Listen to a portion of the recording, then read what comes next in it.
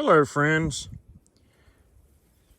So today on the Pampered Bee, first I would like to assure you that this is a channel for beekeeping and for beekeepers. With that assurance made, a previous video I pointed out that there are things that I wish I had been taught, and there are other things that even though you're not in the hive in the wintertime and the fall, and as the days start to lengthen as they are right now, we are approaching the middle of February. This is an elderberry.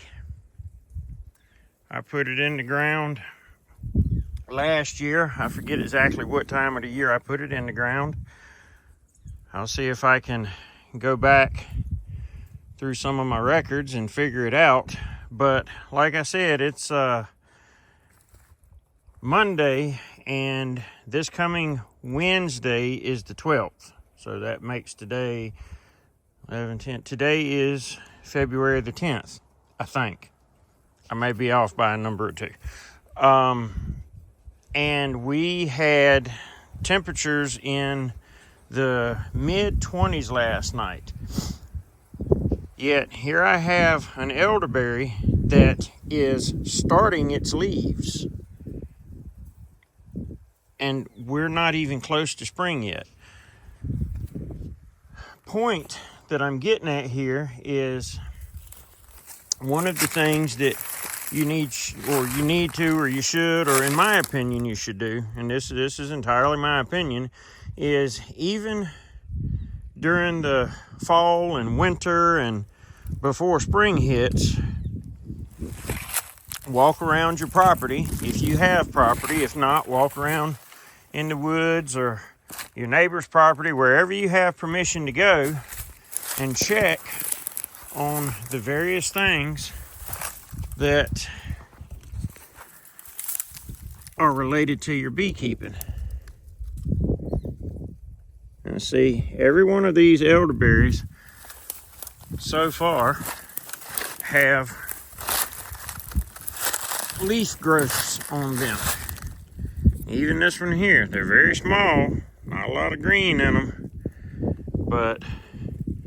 and honestly, I don't think elderberry is supposed to be growing this time of year. Now, bear in mind, my elderberries are down the hill from a nutrient pit, and that's as far as I'll talk about that. So they get water, moisture, the ground stays moist and damp for them year round, and there's plenty of nutrients to keep them going. So, and this one did, as far as I know, go through a period of dormancy. Otherwise, it would still have leaves on it from the last growing season that it was here.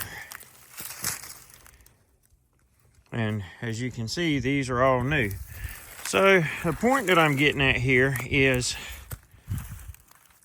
to just remember, taking care of bees, it doesn't just happen in the spring, summer, and fall. It's something that you have to do year round. A lot of people, they just insulate them up and it's like, okay, they got enough food, and you close them up and walk away from them in the wintertime or in the late fall, and don't give them a second thought. And that's just not the way I prefer to do things. I plan.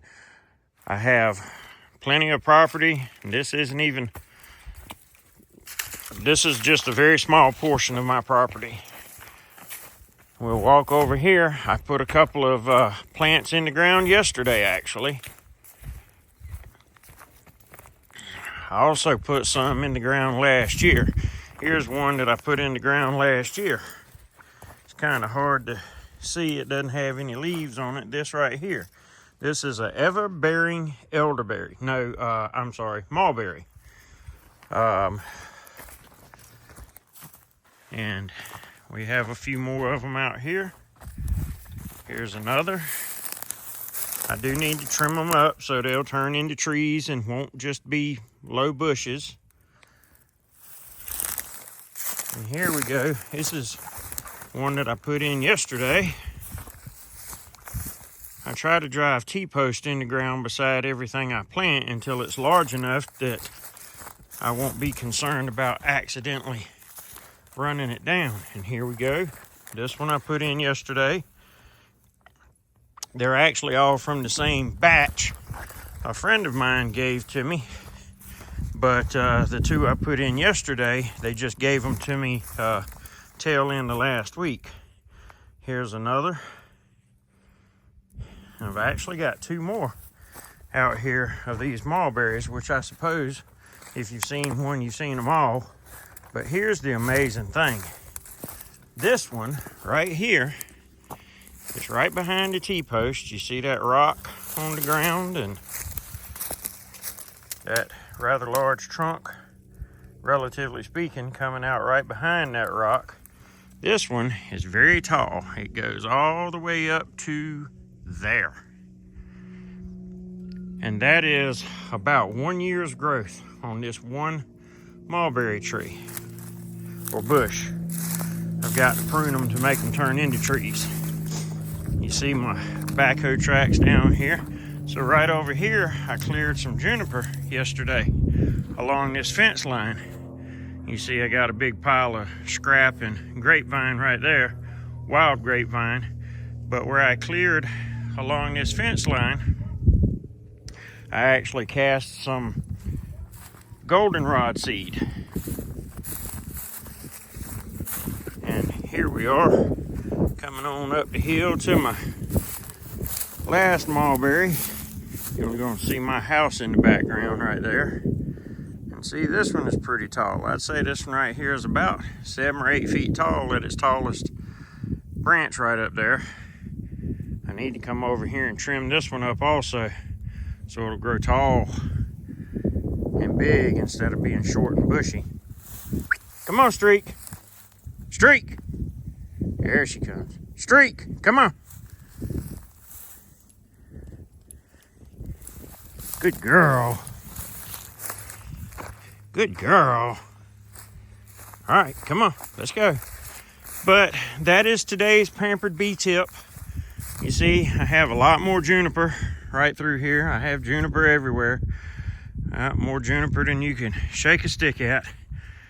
But it pretty much has no value to anyone except these smaller ones right here, like this one that I'm standing by. They're small enough that I could take them down and use them as fence posts, and they last a few years. But anyway, that's today's Pampered Bee tip, is just, you know, keep bees on your mind year round, and your land and what you can do to improve your land situation, things that you can plant and grow, and take things out that aren't beneficial to you or aren't beneficial to the land, such as these junipers.